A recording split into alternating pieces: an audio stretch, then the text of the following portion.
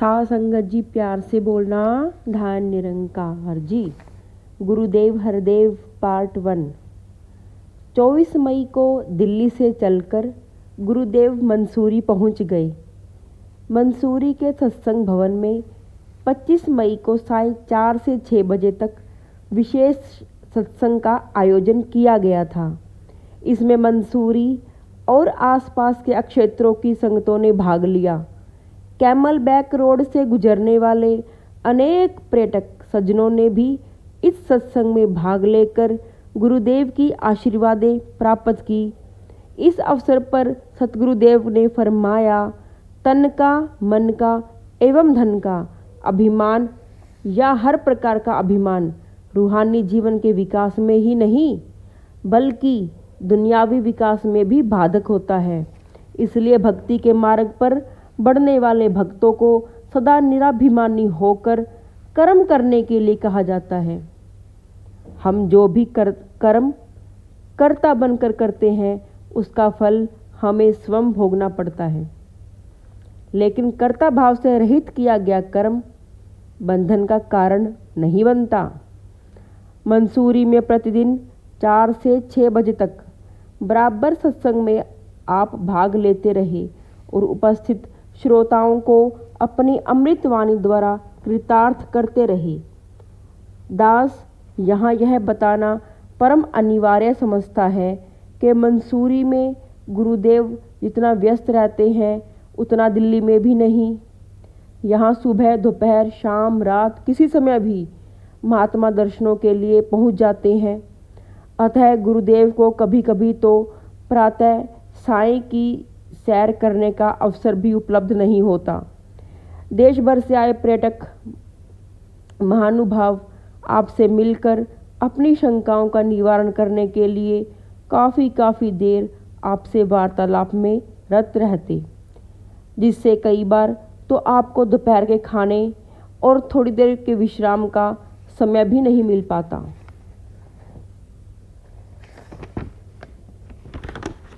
मसूरी में रहकर टिहरी, गढ़वाल, उत्तरकाशी, हरिद्वार, ऋषिकेश आदि नगरों में भी समय समय पर जाकर संगतों को आशीर्वाद देने में आपने कभी अपने आराम की परवाह नहीं की। इन्हीं दिनों गुरुदेव देहरादून और सहारनपुर में आयोजित विशाल समागमों में आशीर्वाद देने के लिए पहुँचे। 29 मई को देहरादून तथा 7 जून को सहारनपुर में पधारे। सहारनपुर की बात है कि वहाँ के 2 नेता गुरुदेव को मिलने के लिए सत्संग भवन में पधारे। उनमें एक हिंदू सज्जन थे और दूसरे मुसलमान। दोनों ही अपनी तारीफ करते हुए निवेदन करने लगे कि हम तो पहले से ही आपके मिशन के असूलों को अमल में ला रहे हैं। हम सभी भेदभावों को भूलकर हिंदू मुसलमानों को एक करने में एड़ी चोटी का जोर लगा रहे हैं।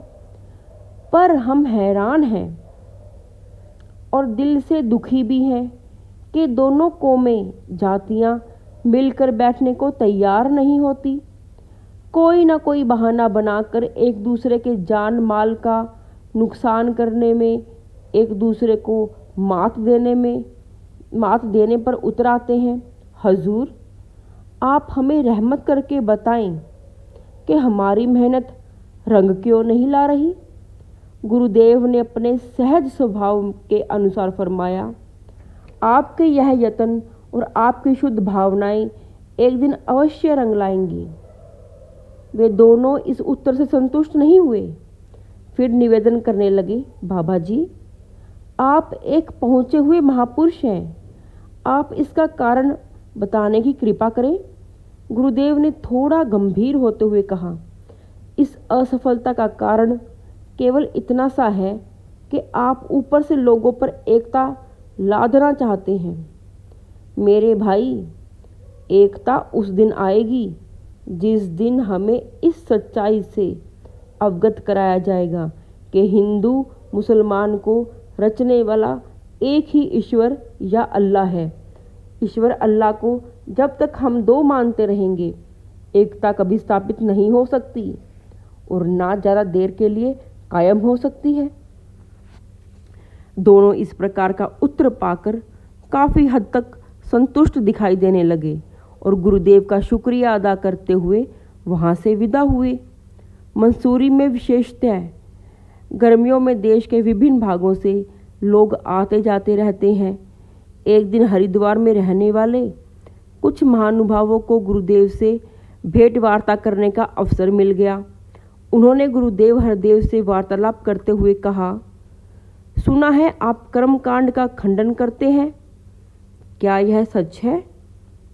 गुरुदेव इतना ही कहते हुए चुप हो गए कि आपकी ये बातें सुनी सुनाई बातें हैं, आपकी ये जानकारी निजी नहीं है। पहले आप हमारे मिशन के बारे में पूरी जानकारी प्राप्त कर लें, फिर आप जो पूछना चाहेंगे दास अपनी शक्ति व समझ के अनुसार आपको अवश्य उत्तर देगा। वे चारों काफ़ी चतुर व्यक्ति थे। बाद में पता चला कि हरिद्वार में कथा कीर्तन का काम करते हैं। उन्होंने गुरुदेव की बात को सुनी अनसुनी करके फिर हट करते हुए पूछा, बाकी बातें फिर कभी जान लेंगे, आज तो केवल आप हमें कर्मकांड के बारे में कुछ बताएं। गुरुदेव ने जब देखा कि टलने वाले नहीं है, फरमाना शुरू किया, संसार में अनेक प्रकार के कर्मकांड किए जा रहे हैं। हर कर्मकांडी अपने कर्मकांड को ही श्रेष्ठ मानता है और अज्ञानतावश एक दूसरे के कर्मकांड का खंडन करना अपना कर्तव्य मानने लगता है। गुरुदेव ने थोड़ा रुककर कहा, कर्मकांड की अपनी सीमा है, उसका अपना काफ़ी लाभ भी है, लेकिन कर्मकांड मुक्ति का दाता नहीं। मोक्ष पद की प्राप्ति तो सब प्रकार के बंधन से रहित परम अस्तित्व के बोध से ही प्राप्त होती है।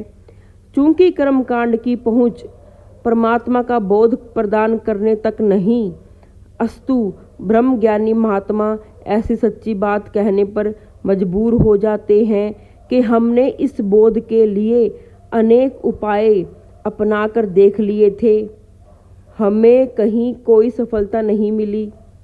यह सत्य का बोध तत्ववेत्ता की शरण लेने से ही उपलब्ध हुआ है। लोग अज्ञानतावश इस सत्य की घोषणा को कर्मकांड का खंडन मानने लगते हैं। ब्रह्मज्ञानी कभी किसी को नीचा दिखाने के लिए किसी का खंडन मंडन नहीं करते, बल्कि हर किसी को सद्गुरु की शरण लेकर सत्य की प्राप्ति के लिए बार बार जोर देते हैं। गुरुदेव फिर एक बार रुककर फरमाने लगे, जो जैसा है उसको वैसे का वैसा बताना खंडन नहीं कहा जा सकता। मेरे भाई, हम किसी का खंडन नहीं करते, हम तो केवल सत्य का ज्ञान प्राप्त करने पर जोर देते हैं और लोगों को खुली आवाज देकर कहते हैं कि जिन्हें मोक्ष चाहिए उन्हें कर्मकांड से ऊपर उठकर किसी सत्य के ज्ञाता की शरण लेनी चाहिए। वे गुरुदेव का धन्यवाद करते हुए खुशी खुशी बस स्टैंड के लिए रवाना हो गए। कुछ दिनों बाद एक ऐसे सज्जन पुरुष आए जो शब्द या नाम की कमाई पर विश्वास रखने वाले थे और थे भी काफ़ी बड़ी उम्र के। अनेक संतों की वाणी का सहारा लेकर गुरुदेव से पूछने लगे कि बाबा जी, मैं आपके कई अनुयायियों से मिला हूँ। उनसे बातचीत करने पर पता चला है कि वे ना तो नाम की कमाई की महिमा से पूरी तरह अवगत हैं और ना ही नाम की कमाई के लिए कोई यत्न कर रहे हैं। फिर भी वे दावा करते हैं कि उनका जन्म मरण के बंधन से छुटकारा हो गया है और उन्हें नाम की कमाई की कोई ज़रूरत नहीं रही। हजूर, क्या आप भी ऐसा ही मानते हैं? गुरुदेव ने बड़े ही सरल शब्दों में फरमाया, बुजुर्गों, आप पहले नाम का भाव समझ लें।